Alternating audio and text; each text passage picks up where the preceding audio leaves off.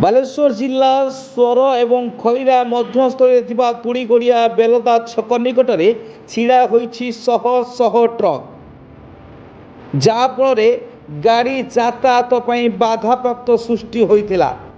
ଏଥିରୁ ଜଣାଯାଏ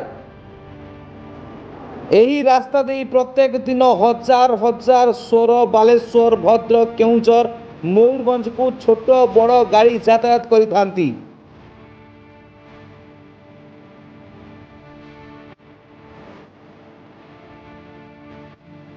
ରାସ୍ତାଟି ଅତି ସଙ୍କଟ ଥିବାରୁ ପ୍ରତ୍ୟେକ ଦିନ ଛୋଟ ବଡ଼ ଦୁର୍ଘଟଣା ଘଟି ଅନେକ କ୍ଷୟକ୍ଷତି ହେଉଛି।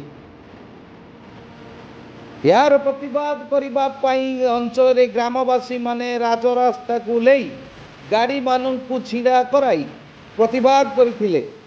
ଏଥିମଧ୍ୟରେ ସୋର ପୋଲିସ ପହଞ୍ଚି ଗ୍ରାମବାସୀମାନଙ୍କ ସହିତ ଆଲୋଚନା କରିଥିଲେ। ଆଲୋଚନା ହେଲା ପରେ ଗାଡ଼ିମାନେ ନିଜ ଗନ୍ତବ୍ୟ ପଥକୁ ଯାଇଥିଲେ। ଦେଖିବାକୁ ବାକି ରହିଲା କେବେ ପ୍ରଶାସନ ଏଥିପ୍ରତି ଦୃଷ୍ଟି ଦେଉଛି ଏବଂ ଏଭଳି ଦୁର୍ଘଟଣାକୁ ରୋକିପାରୁଛି। Bureau report, Debagiri news.